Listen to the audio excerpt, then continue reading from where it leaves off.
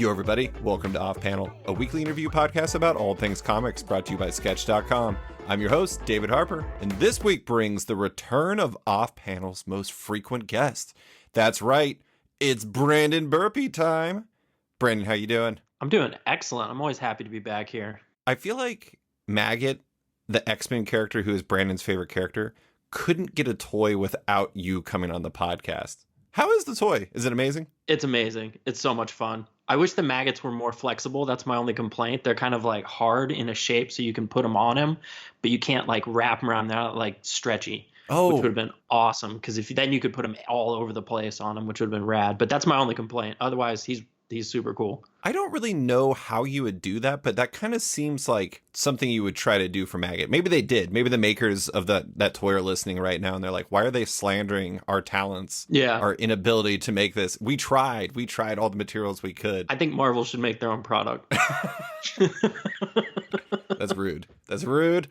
Are Eenie and Meenie the only props that come with? Yeah, that and, the Build-A-Figure piece. But yeah, he's got like a trench coat. And it's not really, it doesn't come off or anything, but it's floppy and, it's cool. It's like a cape almost. This is Marvel Legends, right? Yeah. So for people who don't know about the Marvel Legends toys, all of the phases or waves or whatever the hell they call them always come with like Build-A-Figure toys. And it's always like the Build-A-Figure toy, most of the time it seems, are like the dumbest ones. Like I got Stiltman, I had to buy like a bunch of toys. I could have just bought all the Stiltman parts on eBay or something like that, but instead I got all the toys. Anyways, and like normally it's like the dumb ones that end up being the Build-A-Figure. I love that Maggot is not the Build-A-Figure. He is the one who provides the Build-A-Figure. I thought for sure when they announced him he was going to be the Build-A-Figure. I was certain of it. Who's the Build-A-Figure? Bonebreaker. Like from the Marauders? Yeah. Yeah. Is that the guy that's like got the pink legs? Yeah. What is that guy's story? Honestly, I need a Bonebreaker origin story because that guy has some unique health problems that apparently only a tank bottom can solve. I almost thought about buying all the figures from the set just to build him because I had him as like a figure from the X-Men like toys when we were kids. And like it would have been cool to have a new one, an updated one, but it's a cool design. Yeah, but then I remembered how much these things cost now. Action figures are not what they were when I was a kid. Isn't that the funny thing? It's like everything that we loved when we were a kid, we still like, but at the same time, it's now like 14 times more expensive. Yeah, how are kids supposed to get into this shit? I mean, like, I remember vividly for a long time at Toys R Us, you could get 5 X-Men for $25. They were $5 a piece. So after like Christmas or a birthday, I would just go ape shit and get a ton of X-Men action figures. Mm-hmm. Now that gets you not even one action figure. You can get like a single hand figure. Yeah, it's crazy to me. It is really weird, but I did want to bring up something. I wanted to actually cover something. I don't know if we've ever covered this before. Maggot is like a constant when you come on this podcast. We talk about him. He's an X-Men character. He's Brandon's favorite character. But why is Maggot your favorite character? For listeners that don't know. Okay, so I thought he was super cool and super different when he came out. Like that was Lobdell and Madureira, right? Yep, exactly. And so like his design was cool, and the idea that like he had these slugs, which you didn't even know initially, but they like would feed into him and then he'd Hulk out essentially. Like he was just a cool character, a cool concept. I thought there was nothing like that, and I thought at the time and still think like you still could have played with the idea that he has like an eating disorder essentially. Mm-hmm. Like you could have played off that at a time where that was a little more at the forefront with bands like, who am I thinking here? You say bands? There's a band, Please Diana, what's that song? It's about anorexia. But anyway, it was around the same time. And so like in my head at the time, they kind of fit and worked together. And so I don't know, he just was super cool looking. And Maggott, or however you say his name, dude, his work just looked phenomenal with him with that kind of more anime style. Yeah. And I'm not a huge anime guy, but man, that style just fits so well for Maggot. Maggot also does kind of have like anime character vibes and like anime character problems too. Can he? Okay, this is a question I should know the answer to, but I don't know if they ever addressed this in like the X-Men comics because it's not really like X-Men comic type material. Can Maggot eat with his mouth, or is it only with Eenie and Meenie? He can eat with his mouth, but he doesn't need to eat with his mouth because his stomach is those things, is Eenie and Meenie. So it would just be like, I like food that tastes good, so I'm going to eat with my mouth because I elect to. Yeah, it'd be more of a want than a need. What a very, very odd life that Maggot has. I just want to know how his dumping works. Like, does he have to like take them out and like, I don't know, put them over a toilet and then they like poop for him or something? Is that what you're wondering? Or yeah, like how does it work? Like does he poop like a normal person, or when they get done nurturing and feeding him on the inside, do they climb out and then poop themselves? I mean, I think they would have to. That'd be weird if they like dropped the stuff into his intestines and then he had to do it. I don't think his system is really built like that. I think Eenie and Meanie are like, there is digestive system, but I guess I don't know if they're like the rest of that business. They need to have like an X-Men Unlimited comic on God, it actually works for it. Have you seen the Infinity comics they're doing on Marvel Unlimited? I saw some, like the green, I think was the one I saw. So it's like an infinite canvas where you just keep scrolling down and like the panels are more vertical and everything like that. Mm-hmm. That would work perfectly to explore Maggott's digestive system and how exactly it works. I don't know if I want to see this or if I don't want to see this. I think the answer is I want to see this. Marvel just needs to let me go wild with a Maggot one shot. Well, okay, so speaking of going wild, like today's episode is primarily going to be a grab bag conversation about comic book adaptations in the Marvel Cinematic Universe in general. And we will be talking about everything released up to to this point. This was recording before She-Hulk Attorney at Law debuts, so not that. But it is worth noting, I mean, like, when you look at these presentations they do, and there's like 8 million movies and shows between now and like 2025, and it's all these like massive storylines and all these characters that we never would have expected to get movies and shows. It kind of does feel like there really is a possibility that Maggott's going to make it into a show or movie at some point. Like, not even a possibility. It's like an eventuality, really. He'll end up in a cartoon or something, I think. Like X-Men 97? Yeah, be like a background character or something, you know, just cruising by as like a toss out to fans or something like that. But I can't see him in a movie anytime soon, as much as I would love to see it. I don't know. I've, like, somebody told me with like some level of confidence that Stiltman is going to be in the Armor Wars show. And if Stiltman actually shows up in the Armor Wars show, I'm pretty sure the world is ready for Maggot. Also, I want to point out, I just confirmed this. Maggot debuted, as you know, in Uncanny X-Men 345, which was in 1997. X-Men 97, 1997, Maggot's got to happen in that show. Gotta. Foretold. It's foretold. But anyway, so we're nearing the end of Phase 4 of the MCU. That's what we're here to talk about. You and I have talked about this over text message. We've talked about how we have varying feelings that often differ about all this stuff. How are you feeling about it right now? Are you still excited? A bit overwhelmed? Where are you at? I'm digging it. I love what they're doing with like the multiverse and knowing that they're really like doubling down on it, moving forward with Kang and everything. I'm all about it. I've been having a great time. I will say Doctor Strange was not what I hoped it would be. That was kind of like the only one that really bummed me out. But like Spider-Man was fucking phenomenal. I've watched that like 3 or 4 times. And then the TV shows, obviously, you know, like you said, we haven't seen She-Hulk yet, but they've all been great, I think. Ms. Marvel had a couple episodes that were a little slow for me, but overall I really liked it. And, you know, obviously you've got them setting things up moving forward. So I like that they're all interconnected. They're playing with each other. The what if stories are possibilities now for movies and TV shows. I just feel like the possibilities are endless. And at some point we're going to hit a stretch where there's going to be bad ones because there's no way this luck continues. But for now, I'm just soaking it up. I do think it's interesting how they have been putting like the what if stuff in there, because like Doctor Strange, you could argue. I mean, I don't know if it was official, but obviously Captain Carter was in both, and then there was the kind of, I mean, the one that was in the totally wrecked universe, the Doctor Strange, was that supposed to be the one that was from What If? I don't know. There's just a lot of really bad close. Doctor Stranges out there. Yeah, pretty much. I was going to start with the positive stuff. Let's start with Strange, because I think it's interesting. You said that didn't totally work for you. Why was that the one that didn't work for you? I don't know. I expected more. I thought they really like shit all over Wanda after redeeming her kind of in the show. Like that was like, for me, I was like, why though? Yeah. Like, what was the point of WandaVision if all you were going to do is just trash the character in the next chance you got? And Eva and Dex were bummed out because they're like, okay, so we're definitely not getting another WandaVision or something, because that was their favorite. Oh, she's definitely not dead. Yeah, she's definitely not dead, and they'll bring her back and redeem her or something. I don't know, but I don't know. It just didn't work for me to have her be the villain of the movie. It was really weird. Like I remember talking to Amber after like we watched that movie, and I was like, wasn't the entire purpose of WandaVision her going through this arc where she realized that she was being selfish and bad and that she needs to not do that, which is why she went and like solved all of her problems in that Westview or whatever it is, and then took herself off to like Montana or whatever it was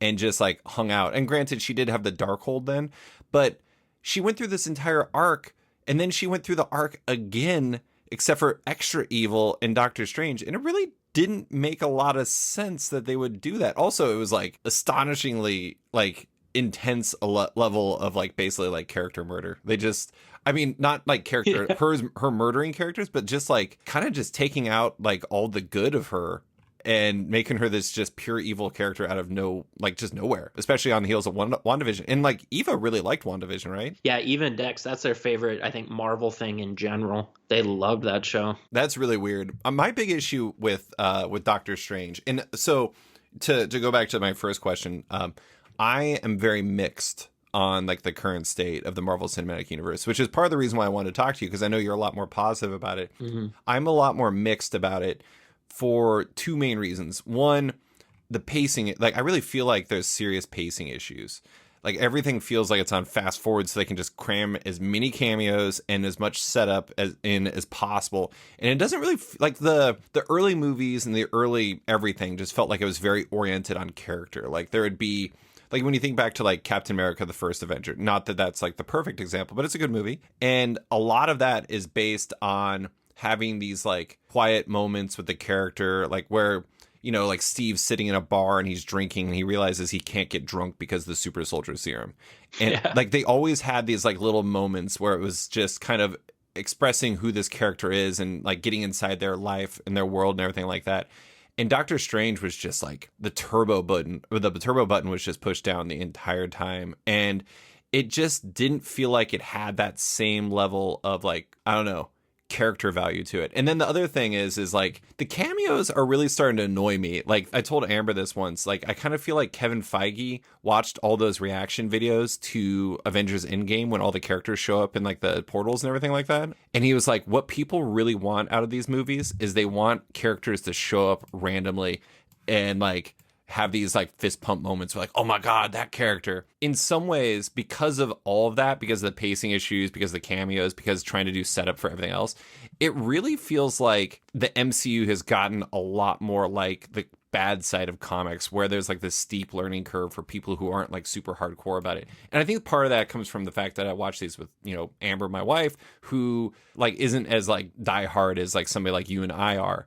And so like getting her perspective afterwards, like she just gets a little overwhelmed and confused. Like when the Illuminati showed up in Doctor Strange, she was like, who the hell are these people? And I'm like, oh, I'll explain after the movie. And I'm like, yeah, that lady's from What If, and she watched What If, and she knew that. But then there's just all these random, like she had no idea who Reed Richards was. She didn't watch the Fantastic Four movies. She had no idea who Black Bolt was. I love that John Krasinski was him, though. That was amazing. That was pretty amazing. But I don't know. Do you feel like they've gotten a little, like, you can feel that kind of like the weight that the comics always have kind of carried with them, like that's kind of getting into the movies, or is that still like not a thing for you? I don't feel it yet. I feel like, especially with putting it in that there's the multiverse, you could separate all this stuff out and make it easy for people, like especially with Secret Wars coming up. Yeah. That could be their opportunity to either really bring everything in or separate everything out. You know what I mean? Yeah. And put a defined line. So I'm interested to see what they do. I think if I didn't know, I don't know. I just feel like with the Kang stuff, and was it Jonathan Majors, right? Yeah. Yeah. Then them talking about how much this is all going to be shouldered by him. I'm pretty excited because I really liked him in Lovecraft County. Mm-hmm. That was really good. And overall, he seems to have what it takes coming out of Loki, because he had me completely enthralled. Oh, yeah. So if they're going to have him front and center, like I'm pretty excited for that. And they've got so much to build on still. You know, we've got Thunderbolts coming out. They're clearly building up to Young Avengers in some degree. I don't know. I'm pretty excited. It's not a fatigue yet for me. You know what I mean? Like an event fatigue almost. Yeah. I'm not there yet. You know, the one thing that I thought was interesting when you look at the phase 6 or whatever it is, where it's like Fantastic Four and it's got the Avengers, the King Dynasty, and it's got Avengers, Secret Wars coming up. It really looks like there's like unlisted movies in there. There's spaces in there for like other movies and shows that are still coming. Mm-hmm. So it'll be really interesting to see what's in there. But one other thing I want to rip on for Doctor Strange and the Multiverse of Madness, they went to Wundagore and they didn't have Bova. They had these like generic Newman-like creatures, but no Bova, which I think is ridiculous.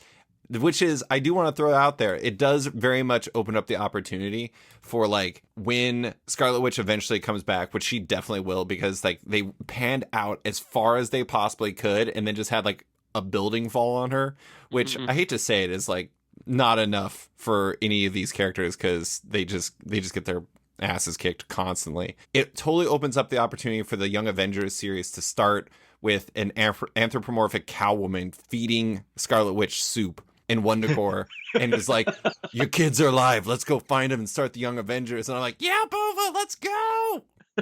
I'd be there for that. I mean, that is like actually a scene out of the comics. Basically, she feeds people soup all the time. Bova is basically a soup pusher. Soup pusher. Okay, so flip side, what are the things that are working best for you? Like, it seems like you're really into the multiverse stuff, right? Big time into the multiverse stuff. I've thought for a long time I wanted to see the multiverse used, and like the idea even too that Kevin Feige is Feige, right? Yeah, it's Feige. I always say it wrong. Feige, he was saying that, like he can't confirm what is and what is not part of the multiverse. And for me, that means X-Men 97 is 100% part of the multiverse. Yeah. And so the idea that I could connect anything that I want to it, I love that. I love that you could separate it out and have defined things like the mutants could be on their own movies and things like that. Be in their own worlds. You could have it all separated out. That's interesting. I hadn't thought of the possibility that they could actually like kind of cordon off these different universes. So it's like the mutants have their universe almost, and then like the Avengers have their universe and everything. Because I know that a lot of the discussion around the mutants and the X-Men and all the stuff like that has been oriented around like how exactly are they going to bring all of these characters in when they would have to have had their powers for a while. And basically you'd have to be like, well, I guess like Cyclops elected to just say, Thanos, have fun, do your thing. And it's like, if you do it so it's been separated in that sort of way, that's an interesting angle that they could possibly take. Because then you could build up the X-Men universe on its own to a point where it eventually meshes in with the Avengers universe. And then you get that buildup like you did, for the first time the Avengers were all together. All of a sudden you've got Cyclops and whoever is an Avenger at that point and the phases they're in, Falcon, Winter Soldier, or not Falcon, I guess, Captain America. Yep. And Winter Soldier and all those guys, as the whatever new Avengers. Plus, at that point, you might have Luke Cage and Daredevil out there in the movies. Like, you don't know. Think about Secret Wars, too. I mean, if it's like 2015 Secret Wars, if it's like Hickman and S. Rivich one, that story ended with all the different universes being smashed into one. So, like, that's a really good shortcut to get the mutants in there. Okay, I did want to bring up the Disney Plus shows because we've talked about this before. I am much more mixed on them. Like a lot of them for me have been like Loki. I loved 4 of the episodes, and then the 5th episode with Kang. Despite the fact I thought Jonathan Majors was amazing in it, I didn't think it was a good finale for Loki itself. I thought WandaVision was good. I thought like Falcon and Winter Soldier was fine. I really liked Ms. Marvel. Ms. Marvel is my favorite. Moon Knight, I was like every episode I liked less progressively. Yeah. And it was just like, oh man, this is really interesting. Oscar Isaac's really going for it. And then at the end, I'm like, what is this show? What is happening? This is just weird.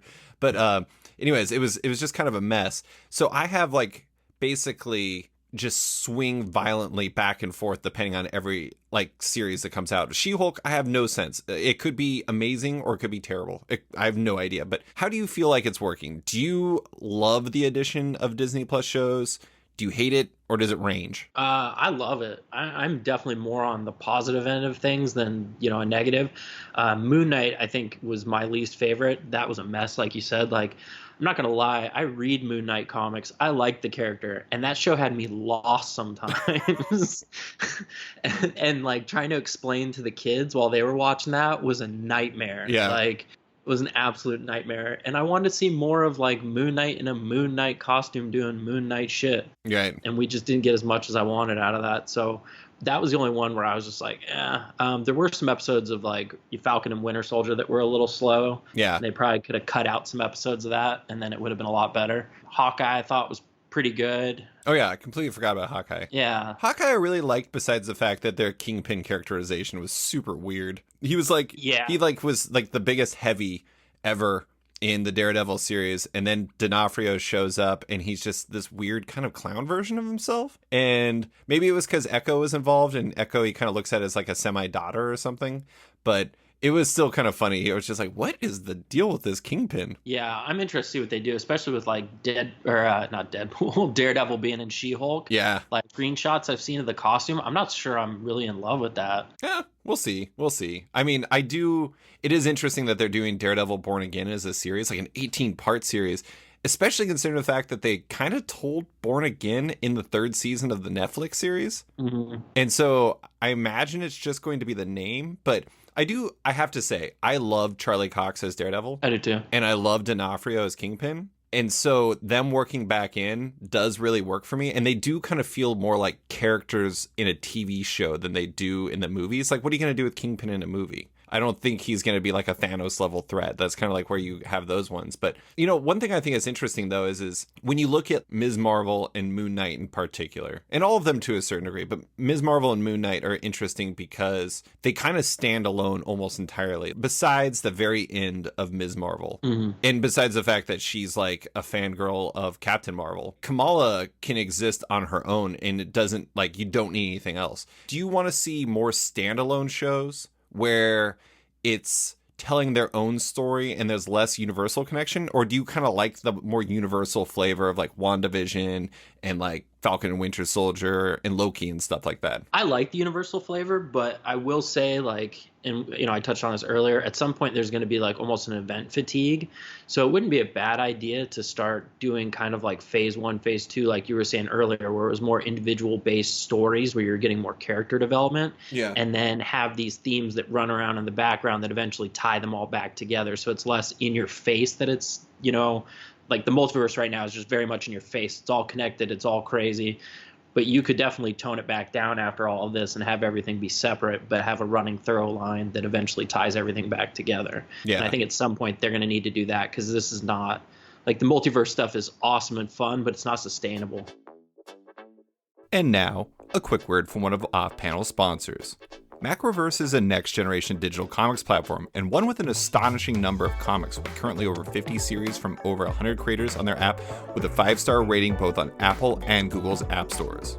Download the app and binge all their titles, including the Eisner-nominated Remind from Jason Brubaker, Lisa K. Weber's Hex 11, which has been described as Harry Potter meets Blade Runner, or the new queer supernatural adventure series Husk that launches on November 1st. It's just $4.99 a month to subscribe to Maggottverse, with proceeds directly supporting the creators on the platform.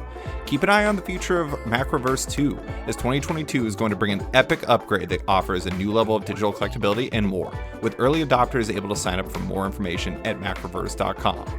And now, back to the show. That is a good point, the idea that it's not sustainable, because, I mean, I guess they're already kind of nodding in that direction because they got the incursion stuff. Also, I do want to say the incursion post-credit scene, or actually, I guess mid-credit scene in Doctor Strange, that might have been one of the worst mid-credit scenes. It was... Amber looked at me and she was like, what just happened? I'm like, I don't even have answers for you. I'm pretty sure that was Clea, but I don't know for sure. I have no idea what Charlize Theron's doing here. And she was just like, she was mad at that movie afterwards. It was kind of funny. Like, she loved the first Doctor Strange, and then after she watched that, she's like, this movie's stupid. And I'm like, I can't disagree. Right. But I mean, what you were saying though, the sustainability part, it does seem like, in a way that like the Thanos stuff wasn't, where that could kind of stretch out because you can keep filling in nuances and you can keep building up those characters and like keep alluding to the fact that the Thanos stuff is still back there. The multiverse stuff is so in your face that it kind of has to come to a point sooner rather than later. And we know it is in like 2025 or whatever, but man, that's a ways away in a lot of shows and movies from now. Big time, especially since, like you were saying earlier, there's gaps there. Like, there's probably going to be other movies and TV shows added. So, yeah, that's a lot. I have a horrible choice for you to make. Oh, boy. What was better, Moon Knight or the Book of Boba Fett? Oh, Book of Boba Fett was better. Boy, I would maybe agree with you just because the Mandalorian episodes were actually pretty good, but Book of Boba Fett was bad. Dude, it made me genuinely hate the Sand People. Like, I absolutely understand Anakin wanting to go apeshit on them now. I was so tired of the Dances with Tusken Raiders portion of that show that I could not wait for it to be over. Oh my God. Yeah, that show was just like... I made a joke after I watched the first episode that they should call it the Book of Bactapod, and that was before like another hour of like Bactapod scenes. Yeah. There's like Bactapod propaganda in that show. Moon Knight, At least on the Book of Boba Fett curve was superior, but what are you gonna do? But okay, I did want to bring up Ms. Marvel in specific because it did bring up a very important thing for you and for I. There was the revelation that from Bruno that Kamala Khan had a mutation. Da-na-na-na-na. Oh, there it is. There it is. There was the X-Men the animated series theme song that played lightly in the background. I did not notice it at first. Brandon told me to go back and watch, and I did, and there it was. How excited on a 1 to 10 scale were you about the mutant reveal? Oh, 60,000. I was so stoked. I was so stoked. That is much higher than the numbers I said. Yep. It can't be contained, my excitement. Did you have any heartburn about the fact that Kamala was the first mutant, or are you fine with the fact that they now publicly admit basically that they wanted to make her a mutant to begin with, but they had to like inhuman her because like they didn't have the rights to mutants at the time? Yeah, honestly, like I'm not a huge Inhumans fan. And so I like Kamala Khan, but I've never really read a lot of the comics she's in. They're awesome. Unless it's like Young Avengers or something, but I've never really read her own solo title. So for me, like her becoming a mutant or being the first introduced mutant, I got no problem with that at all. I mean, I really enjoyed the character in the TV show. So if she wants to be the torchbearer and get us there, I'm stoked. Yeah, she was awesome. I mean, like the Iman Vellani who played her was absolutely incredible. Although it will be interesting because it seems now that like Namor is going to be in Wakanda Forever. Mm-hmm. I wonder if they're gonna like make him. I mean, he is the first mutant. That's like the whole Marvel thing is like he is the first mutant. I wonder if they're gonna do that, and not that really matters. I mean, whoever's first is like it's meaningless. But at the same time, I did think it was funny that that was how they introduced it. Although they did have some bait and switches. I guess in WandaVision they had like Quicksilver show up and everything. Yeah, that was a huge bait and switch. That one, oh man, I was so stoked for that, and then they just tore my heart out. I love Evan Peters as Quicksilver. He was so great. He was amazing. That's actually one of the best parts of the more recent X-Men movies. Mm-hmm, without a doubt. Okay, so I'm going to take a quick turn. So we were talking about the shows. I do have to get your opinion on this. Did you watch Peacemaker? I did not. Oh my God. Well, never mind. Okay, first off, you should watch Peacemaker. Okay. You watched the Harley Quinn series, though, right? Yeah, I haven't seen the newest season, though. I haven't either. Do you feel like Harley Quinn's better than any of the Marvel shows? Like any of them as in like all of them, or are there shows that it's better than in particular? All of them. Oh, it's not better than all of them. I like Harley Quinn and Peacemaker better than the rest of them. Oh man, Harley is pretty freaking incredible though. Yeah. The shit they get away with in there is amazing. It really is. It really is. And I appreciate Kite Man a lot more. And he's getting a spin-off. Can you believe that? Is he really? I didn't see that. That's amazing. So there's, you know how they go to the bar in that show? Uh-huh. It's Noonan's Bar, which is from Hitman, one of my favorite comics ever. And they are extending that into basically the way he gets over his breakup with with Poison Ivy is he buys Noonan's Bar and he runs it, and it's like Cheers, but for the Harley Quinn universe. Oh my God, that's gonna be money. Yeah, it's gonna be absolutely incredible. I mean, I know that same creators working on it and everything. I think so. I think it's gonna be like people from the team and everything, and like the people who announced it or who make Harley Quinn were the ones who announced it. So I imagine they were developing it. But I just love the idea that we could eventually get Hitman in there because that's one of my favorite comics, and it is absolutely ridiculous. But okay, so we'll talk about DC stuff just for a minute. I don't know. I'm interested in your perspective on this, but just from the outside, they're just kind of a mess. Between like Batgirl was just unceremoniously axed. There's all this stuff going on with Ezra Miller and whatever's going to happen with the Flash. It could maybe never come out. There's like the Amber Heard Aquaman business where people are like, you got to replace Amber Heard because all the Johnny Depp stuff. I have no idea what the hell is going on with all that. That's Warner Brothers business. But we do know we're going to get Hawkman in Black Adam, so I imagine you are very excited for that. How are you feeling about that side of the world? Do you like the let's make a bunch of stuff and see what sticks approach? Or is it a little wonky compared to what Marvel's doing? I'd like the idea of like seeing what sticks, but nothing's sticking, man. Like the spaghetti is not done. Did you not like the Batman? Sticking to the wall. The Batman was okay. The pacing was really, really slow. But I did enjoy like the fact that it was more detective work, and I liked that it was dark. And I honestly thought Robert Pattinson was a pretty good Batman, Bruce Wayne, But I didn't love the movie. Like the Batgirl stuff is crazy to me. The idea that they could potentially cancel the Flash movie is crazy to me. And like I could care less about Ezra Miller's Flash, and honestly, I could care less about Batgirl. What I care about is Michael Keaton's Batman is getting written out. Oh, I know, like, because those are both of the movies that Michael Keaton was gonna be in. Yeah, so as a huge Batman '89 fan, like I'm a little butthurt about what's going on. When I had COVID, which was like beginning of July, I watched so many movies. And it turns out when all you do for 5 consecutive days is you just watch movies, you will run out of movies that you can actually think of to watch. I did finally watch Joker. Oh, you had never seen it before? I'd never seen it. It was good. Oh man, I love that movie. I know you do. Well, you're a big Joker guy. I've never been a big Joker guy. But it's such a weird Joker movie, but I love it. It really is. I gotta say, like, the whole thing where he like hands out cards because he spontaneously laughs, that was like such a smart and super strange and super grounded decision to make, but it really worked. Yeah, and I love that the next one's going to be a musical. Is it actually? I know it's called Folie à Deux and it has Lady Gaga on it, but I did not realize that it was actually going to be a musical. Yeah, it's supposed to be a musical, which is amazing. Like, and that's what I'm talking about when I say I want to see them throw things and stick at the wall. Try new, different things. You know what I mean? Like, don't do the same bullshit over and over again, because you're not going to compete with Marvel. Marvel's Marvel at this point. They're a beast. You got to come up with something different. So, like, them introducing the multiverse for them is they need to do something else at first. So you want counter programming? Yeah, give us something different. Yeah, do the same thing, because you can't be Marvel. You need to be DC.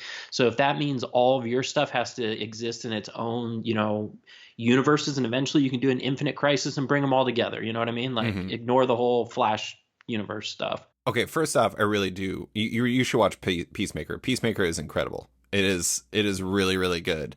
But I will say the one movie that really works for me from the entire lineup is after watching Peacemaker and then going back and rewatching the Suicide Squad. Suicide Squad might actually be like my favorite comic movie of the past few years. Suicide Squad was good. Me and the kids love that one. It is, and it's really rewatchable. Like, the cast in it is so good, and it's really fun. You get really invested in the characters. That's one of the interesting things, is the idea that what if they made James Gunn like the person who heads like the DC universe to develop all of that. That would actually be kind of interesting, because the thing that he does really well is he like bakes it all into the characters, and like you get really invested in all these characters in a way that like you didn't. The first Suicide Squad movie was terrible. I liked it. Did you? I did. Oh my god. Okay, what did you like about that movie? I'm just curious. It was just ridiculous. It was ridiculous. Oh my god. I liked Jared Leto's Joker. No. I thought they needed more of it, dude. No. I don't know why. I understand the 5 million reasons I should not like that movie, but for some reason, I totally enjoy that movie. I own it. Oh my god, that is amazing. I maybe I need to rewatch it. I've never rewatched that one. No, you really don't. I just remember sitting in the theater, and Amber and I were there, and there's this father and son sitting next to us, and they both apparently loved Eminem, and they were just moving in their seats when Eminem came on in that movie. And I realized that those were the two people this movie was made for, and I realized that I was not either of those people. God, it was kind of funny though, because like the new one in a lot of ways just did the exact same stuff. It was just like better, way better, and it just worked. But God, that is amazing. I have to admit, of all the things that could have come from this podcast, I did not expect you liking the original Suicide Squad to be one of them. That's one of Eva's favorite comic book movies too, because she loves Harley Quinn in that movie. That is, she is pretty good. Margot Robbie is really good as Harley Quinn. I actually like the Harley Quinn in the Birds of Prey movie too.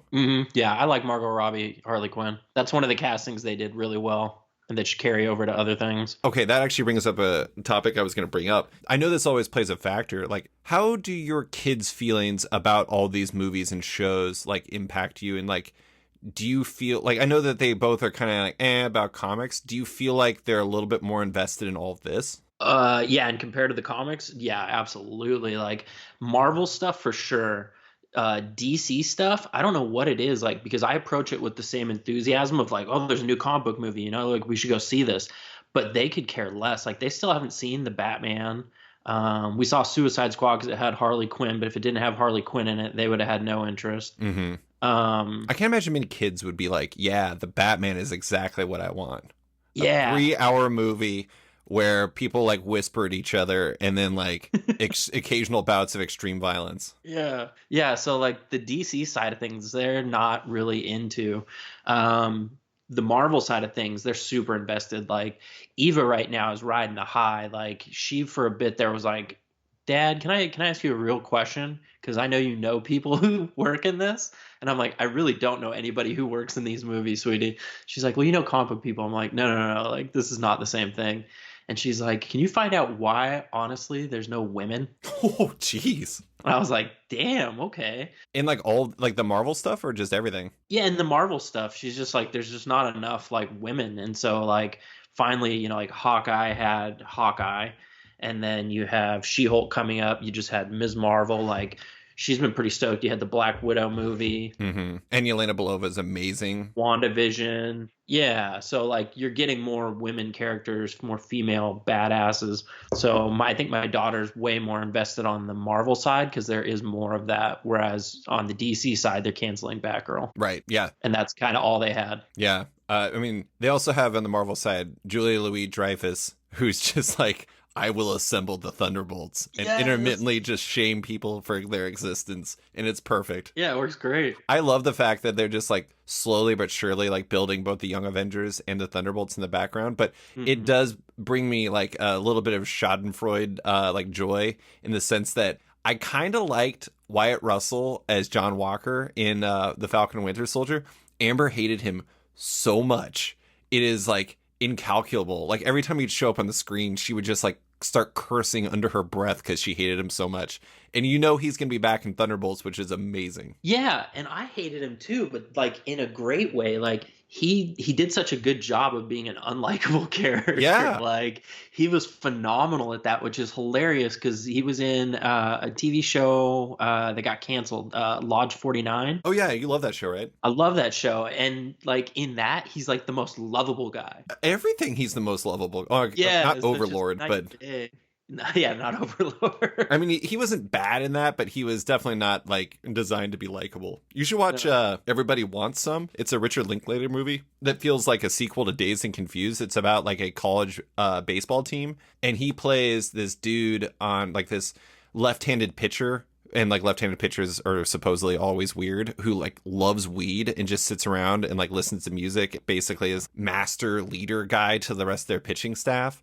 And he is very charming in that movie. I think you'd really like that movie. I'll have to check that out. I like him and I like baseball, so. There you go. There you go. And also, sadly, that team might actually be better than the Boston Red Sox this year, unfortunately. Hey, we beat the Yankees yesterday. The Yankees are also like sneaky not good right now. I don't know what's going on with them. But there was that like 2-week period where the Boston Red Sox ceased to remember how to like play defense, which is an important factor in a sport. Well, then we didn't know what we were doing at the trade deadline, clearly. That's true. You're like, we're going to subtract and add simultaneously, and maybe it'll work out. I don't know, but Tommy Pham has worked out, though. Tommy Pham, yeah, doesn't just slap Jock Peterson. He also hits baseballs over the Green Monster, apparently. But, okay, you've been very positive about the MCU. That's not a bad thing, obviously, but have there been things that haven't worked for you in a real way? Any movies, any general ideas, any directions, things like that? Doctor Strange just didn't work for. I mean, like, that's really it. Yeah, I wouldn't say I hated it, but like it didn't work for me. So that's like the biggest disappointment pretty much in all of it. Yeah, maybe Moon Knight too. I didn't love Moon Knight. Moon Knight felt more like a chore to get through, just in case there was something at the other end that connected to something. Yeah, but there really wasn't.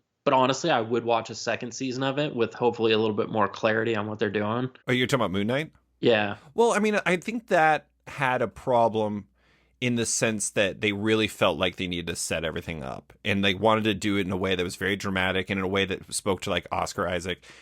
Could there have been a way that they could have, like, I don't know, reduced the scene where like Ethan Hawke put on shoes that had glass in them and like made that scene not 3 minutes long or something?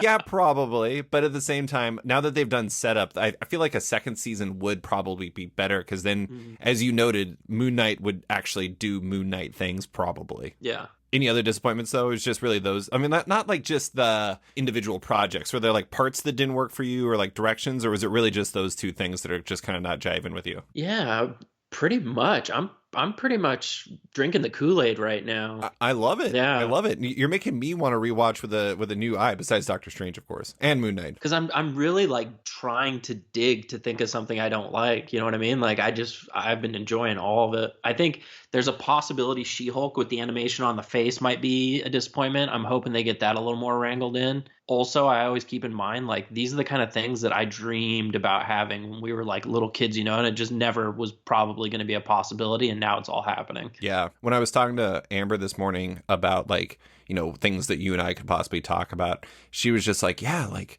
I just like can't imagine you guys just won't get excited about this, because you always said that like for both of you, this was kind of what you always hoped for. And now that it's actually happening, it's just kind of unfathomable. And she's right. It is kind of unfathomable that, think about San Diego Comic-Con when they had all those announcements and they're like announcing like Daredevil Born Again as an 18-part series and like a movie actually called Avengers the King Dynasty and Avengers Secret Wars. Even though I have like a healthy skepticism about the MCU right now and all this stuff, and I would say that unlike you, I do have a certain amount of like, I don't know, MCU fatigue, if you will, where it does kind of feel like a job at times where I'm just, well, Moon Knight really felt like a job. I was just like, do I really want to put some more hours in on this? I don't know.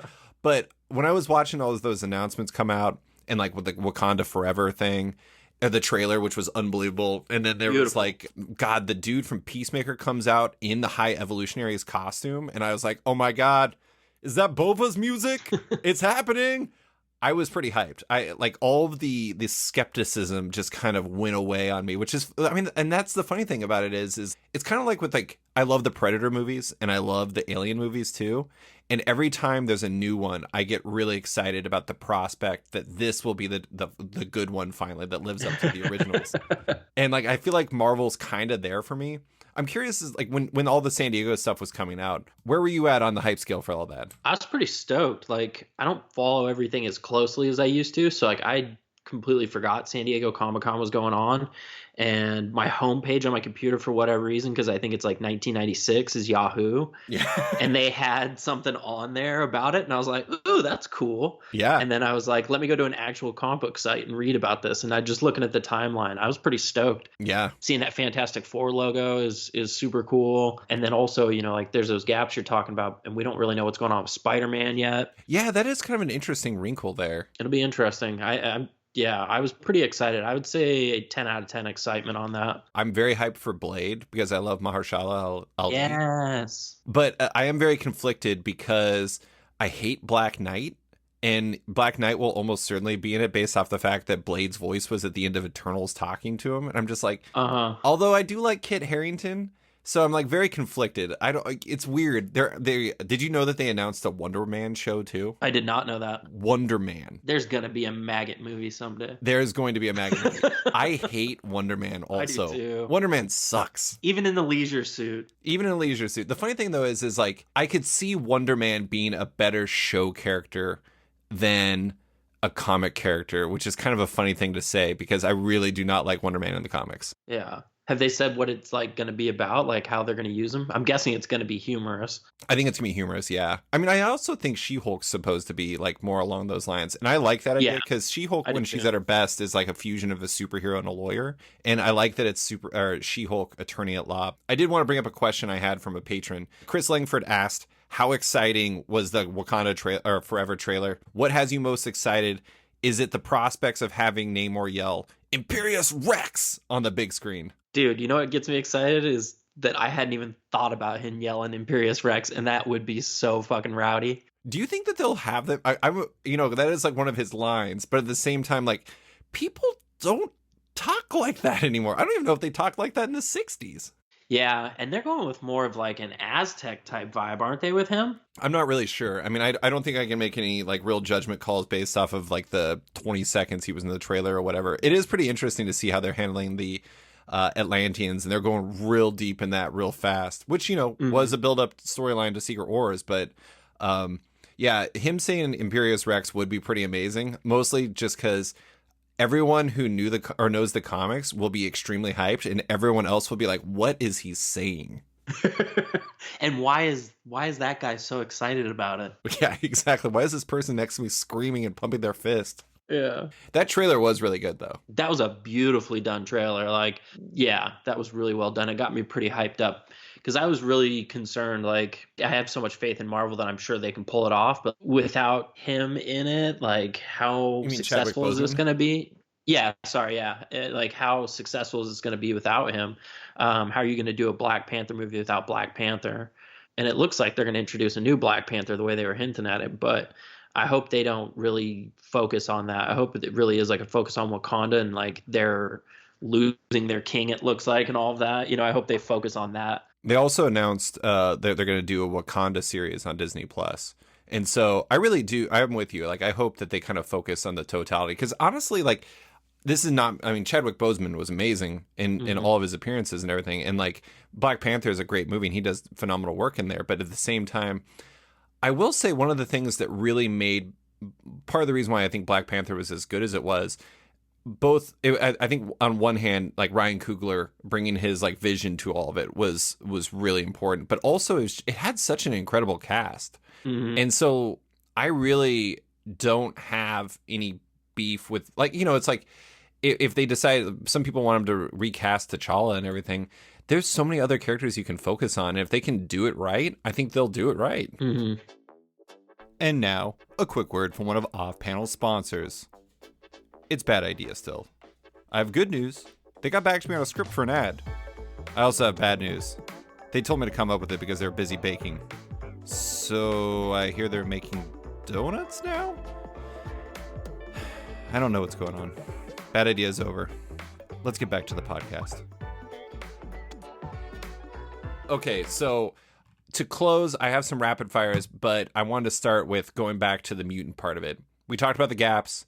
We talked about the idea of X-Men 97 being like this Trojan horse or like a gateway into this larger universe. We don't know where they're going to fit. They could still show up before those two Avengers movies in 2025 during those gaps. But if Kevin Feige called you up and was like, Brandon, I know you know what to do. How should we roll out the X-Men? What would your answer be? Oh, man. I would do it like Dark Phoenix again. No, we would stay away from Dark Phoenix. But I don't know what story in particular I'd want to go, but I would start it out like Jim Lee Claremont X-Men #1, where you get like action scene introducing the whole team. Like, start in strong. Don't worry about doing an origin story. Everybody's kind of seen that, done that. Just start out with the team and then get building with the universe. I like that idea. I mean, the starting with the action scene seems really smart to me because I think that's part of the reason why the Spider-Man movies for the Marvel has worked, is that they didn't get like mired in the origin story part of it. They just went straight for, let's get into the meat of the story, like him being a high schooler, him trying to balance his, his work-life balance, if you will. I think that was part of the reason why that worked really well. So that would make sense to me. But okay, so if, you have all these different characters that could be the lead, I would say that it's pretty hard to say that anybody else besides Wolverine has been the lead so far. Who do you think there should be a lead, or should it be like a pure ensemble? I think it should be a pure ensemble, unless you do it the route of like having like Kitty Pryde as like the viewpoint, or like a Jubilee was with X-Men 97. Like, if you have like a younger mutant coming into it, or a Kamala Khan, coming in and being that viewpoint for the X-Men. Do you think it should be a school? Like, do you think it should be oriented on the school? If Disney wants to build their own Hogwarts. Oh, I hadn't even thought about that. That's a great idea. I mean, that makes a lot of sense. I mean, money. Oh my God. Okay, just to go back to it, you don't want to see the Dark Phoenix saga again. No, I don't. Not for the next 20 years. I love the fact that every time they do it again, which, God, how many times have they done it? Have they done it twice? I guess they've done it twice. They did X-Men 3. Which, did that have a subtitle? I don't remember. It was X2, X-Men United, and then there was X3 where they're just like Last Stand. That was it. Yeah, Last Stand, yep. And there was like very light Dark Phoenix, and then there was X-Men Phoenix, which was it X-Men Phoenix or Dark Phoenix? I think it was Dark Phoenix. Neither of them were good. No, they were awful. I do think it's funny, though. I mean, we've talked about this before. You do have a take on how they should do it if they did it again, though. How do you think they should do it if they ever did it again? I forgot. Show. You told me they should do it like, actually, I think you said an animated series even. Yeah, animated series or a Disney Plus show, and you build up to it instead. Like I always thought like a Doctor Strange movie should have started as a TV show where you build him up as like to the point where he loses the use of his hands in the car accident, and then you start the Doctor Strange movie from there. And I think you could do something similar, with even the X-Men, starting them out as a TV show. You could even do the origin as a TV show where you see like the original 5 and then building up, fast forwarding, you get to the point where the movies and they've got the whole team. And then eventually you can build up to the Phoenix Saga. But you got to do that long term. That's got to be like an infinity type deal. Yeah, like that could be like the next phase, because it's the multiverse saga now. Now it can be the Maggottverse saga. Oh God, yes. He would definitely be on the team. He would be the Dark Phoenix. It was like totally everyone is now Maggot. Oh, Maggot, Bishop, Wolverine, they'd all be on the team. Of course they would. Oh, okay, so we're going to do rapid fire to close. I wanted to get your take. Now that we're getting Maggot, or no, we're not getting Maggot, excuse me. A character, I want to know what character besides Maggot and Hawkman, who we are going to get, do you most want to see in an adaptation? I want to see a really good Bishop. Yeah? I do. I love that character so much. And I think you could do like Detective Bishop pretty well. You could do a Disney Plus show like that. But yeah, you'd have to get through the whole future part eventually. But I do think, honestly, the X-Men or the broader mutant world seems to fit the Disney Plus structure pretty well. Mm-hmm. Because there's all these like side stories and different groups that you could kind of focus on. I could totally see Bishop kind of having his like whole police thing going, or like the detective stuff from X Factor, or any number of things. I mean, you could even do a storyline where it's like New Mutants just being in the school. Actually, that would work really well. That's why I think to a degree, like keeping the X-Men universe from the Avengers universe, keeping those separate would almost be more beneficial to Marvel initially, because you could build a whole new universe on the other side, just like you did with the Avengers universe. And it limits the, fatigue for one, because you could just treat it like it's something completely separate, like Star Wars. You don't have them interact at all until, 10, 15 years down the road. Yeah, I kind of wonder if they would just, the problem with that is in terms of unused ammunition, it is by far the strongest thing that they have. Like, they could talk about Fantastic Four being valuable, but we have a significant evidence that the wider world responds more strongly to the X-Men than Fantastic Four. And so, like, separating them and, like, taking that out of, like, kind of the typical, like, playbook for the MCU, I imagine, like, Kevin Feige would be like, hell no, we are not doing that. Although, I'm not going to pretend that I know anything that Kevin Feige is going to do, besides always wearing basically the same, like, hat in every single interview he ever does. Yes. He wears the most generic and ridiculous looking hats. Like, does he always wear hats? Is there a picture that exists of Kevin Feige without a hat? I don't know. I don't think so. It's just his baby picture he's wearing a hat. That was the first time he got a fitted baseball cap with no logo on it. Yeah. He basically is an MCU character. Because he, like, all those characters are like, okay, I gotta hide my identity. Time to put on a fitted baseball cap with no logo and sunglasses. No one will ever be suspicious of me.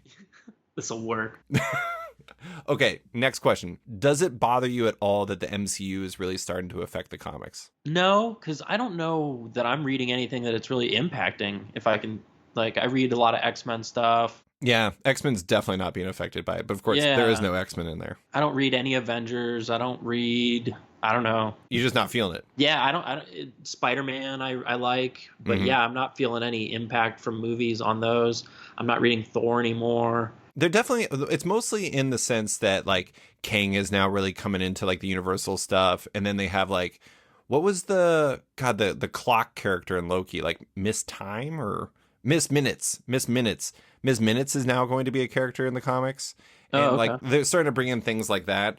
It is, to me, it's a little annoying, and it strikes me as kind of like the tail wagging the dog, because the comics have always been what influenced the movies rather than vice versa. And if it just becomes this feedback loop, I don't think it's as interesting.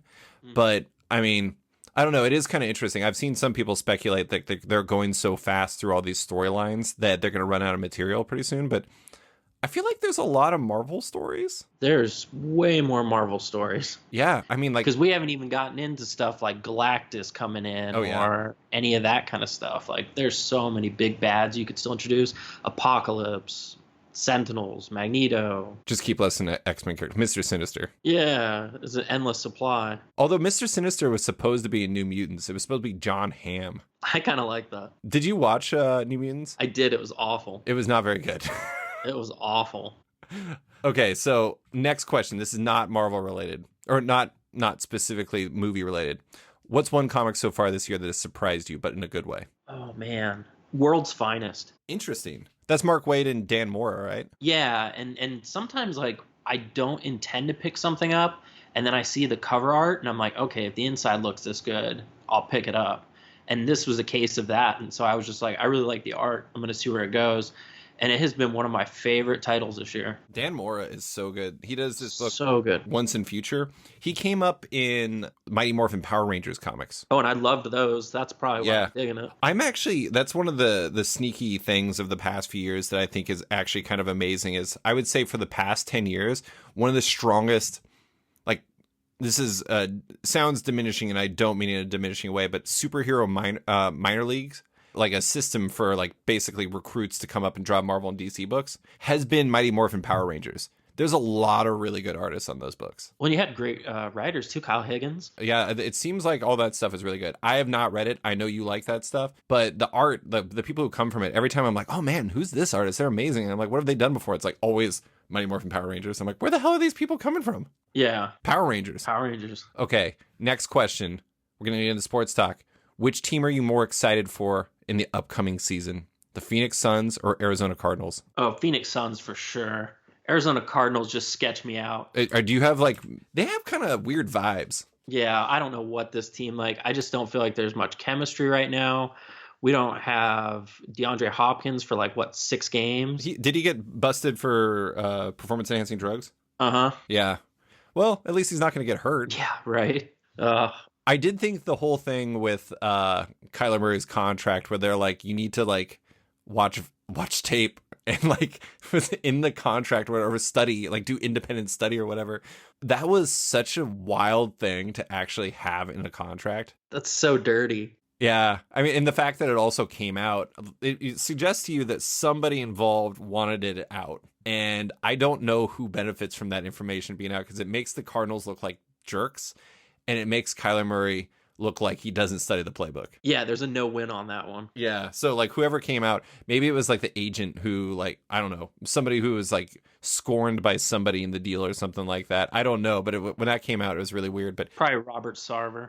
That son of a bitch. Sarver is just always involved. Do you feel like the Suns have a chance for the title? Oh, yeah, definitely. We can try to run it back. I feel like their chances are getting way underrated right now. I do too. Everybody's like, oh my God, they blew out to Dallas. We had a terrible series. Like, we really did. But overall that year, we had a great year. So actually, we had a pretty terrible series in New Orleans too, if we're being honest. We just eked that one out. The Pelicans were a tough matchup for you guys. Mm-hmm. They had a lot of like just good counter players for what you do, and a lot of like, you know, Brandon Ingram's tough for you guys because Brandon Ingram's really long and you have Mikal, but at the same time that's not really the type of guy he excels at defending. Mm-hmm. I mean, he's just got like a 7'1" wingspan or something, and Mikal's not gonna be able to reach that, and so that makes it kind of tough.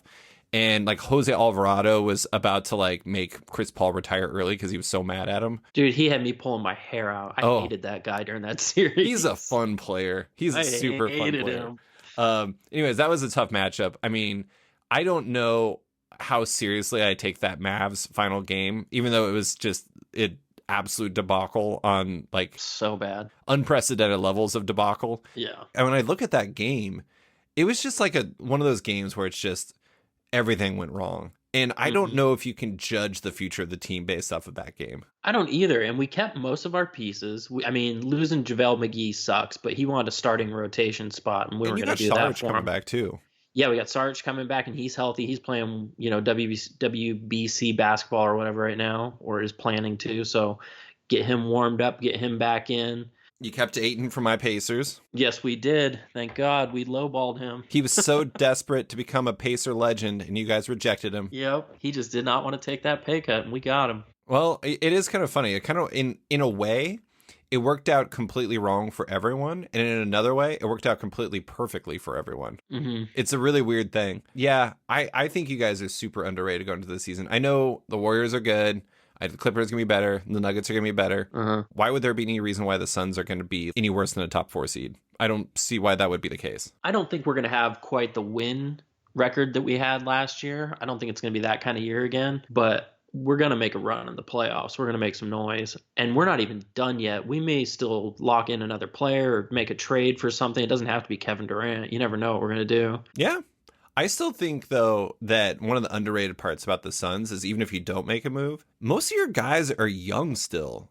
I mean, besides CP, it's like, is there any reason why Ayton couldn't like do 10% more on offense? Is there any reason why Cameron Johnson can't keep getting better? Is there any reason why Mikal Bridges can't keep getting better? Is there any reason why Devin Booker can't keep getting better? I don't think any of those answers, like, there's no reason why they can't get better. Right. And I think it's kind of interesting that people kind of ignore that part of it because, I mean, who's the oldest from that group? Cameron Johnson? He's like 26 or something? Yeah, 26, 27. Yeah, so, I mean, he was older when he was drafted, but at the same time, he improved a lot last year. Yeah, he did. So, I don't know. It'll be interesting. Okay, no more sports related to that. I'm going to close with a big thought question for you. Oh, boy. If Maggott played sports and was incredible at all of them, which of your teams would you most want him to be on? I would want him to be on the Cardinals. Okay, why? He'd be a great linebacker. Oh, my God. Do you think he'd be a linebacker? He could eat everything, get all huge. Would it be like a penalty if Eenie or Meanie like fell on like one of the other players and started eating them, but he didn't choose to do that? Could he use Eenie and Meanie to like grab people by the hair and tackle them? Like, because that's legal. That is true. That is true. I mean, what if he throws Eenie and Meanie at a person, and because like would that count as a tackle? He technically is not. His body is not tackling them, but part of his digestive system is tackling them. Which I would argue is part of his body. There we go. There we go. I really thought you were going to say the Red Sox just because I know you're like very much lean in the Red Sox, but he does seem more like a football player than he would be a baseball player. Yeah, I mean, he could be a dope designated hitter. You would go with designated hitter over like any other position? Yeah, because he'd be launching balls. He gets huge. Could he use Eenie and Meanie as his bat? Ooh. Maybe. I don't even know how that would work. I don't think there's a really good handle on them. They would just eat the ball. I think that's an out or a strike or something.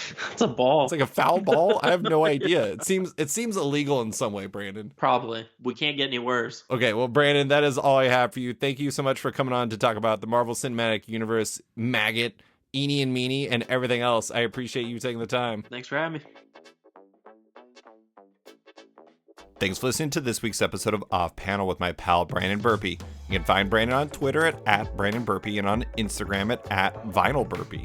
Big thanks to Deanna Chapman as well, who edited and produced this week's episode. Love Off Panel, want to support it? Subscribe to the podcast today on Apple Podcasts and give the show a rating or review while you're at it, but 5 stars only. You can also support the show by backing it on Patreon at patreon.com/offpanel. And when you back it on there, you get early access to each week's podcast as well as weekly content and more. Want even more? Subscribe to my subscription comic site Sketched at sketch.com for long-form articles, interviews, and the rest of the site's content and its members-only forum. You can find Off Panel and Sketched on social media by liking it on Facebook at /Sketched. That's SKTCHD. Follow on Twitter and Instagram at @SketchComic or following me at @SliceFriedGold. Big thanks to all my existing patrons, including Kieran Gillen, Jonathan Kent Uritem, Henry Johnson, Django Boren, James Tynan IV, Chris Langford, Jason Wood, Tom Peachy, Ben Damstead, Rom V, Devin Fitzsimons, Nick Walker, Patrick Coyle, Isaac Warren, Scott Carpenter, Rent Norb Studios Comics, Capes and Tights Podcast, Klaus Vandeven, Brian, Submit Industries, Jack Mulqueen, Kyle, Carl Kerschel, Robert Masella, Elza Chartier, Luke Nakashoji, Elliot Metz, Dr. Luke, Scott Hazelwood, Scott Buwan, Canadian by Proxy, Johnny Cannon, Bradley Rader, Carl Troy, Brandon DePillos, Patrick Brower, Declan Shavy, Dan Garino, Josh Williamson, Adam Freeman, Ben Wild, Brian Klein Q, SB, Nick Bennett, Daniel Whitfield, Susanna Pula, Reed Hinkley Barnes, Mario Tiamping, Andrew Carita, Matt Mahoney, Charlie Chu, Stephen Hall, Pensacola Pop Comics, Philip Myra, Christian Sheldon, Kenny Porter, Chris Pacello, Torrin Grubeck, Buzz Bubbles, Christopher Todd, Transmitter Down, Waltz Comics and Books, Carl Mayazel, Akil Wilson, Alex Demetriopoulos, Terry Dodson, Wesley Giff, Sean Kirkham, Alistair Ross, Julio Anta, Brett A. Schmidt, Jason Goodmanson, Paul Reinwand, Vita Ayala, Dave Slusher, WMQ Comics, Akil, Ken Heidelman, Philip Seavey, Al Ewing, Ryan Alcock, David Kelly, Rob Wilson IV, Nick Polito, Brendan Fletcher, Jonathan Nilsson, Matthew Groom, Jason Massey, Adam Bogert, Matthew Taylor, Nick Patera, Jacob Sorelli, Ford Gilmore, David Baraldi, Nick Hall, Bjorn Basin, John Hendricks, Steve Anderson, Ian Maxfield, Cliff Chang, Cole McMahon, Chris Palmer, Scott McGovern, Nathan Fairbairn, Adam Heifel, Fiona Staples, Mark Abnett, Mike Murphy, Michael Shirley, Tom Barnett, Jim Demonakos, Norbert, Nick Lowe, James Kaplan, and Mission Comics and Art in San Francisco. You guys are all the best. Quick thanks to Upright T-Rex Music, who wrote and performed Off Panel's theme song just for the show. Check out their music on Spotify because it's completely delightful. Thanks for listening, and tune in next week for another episode.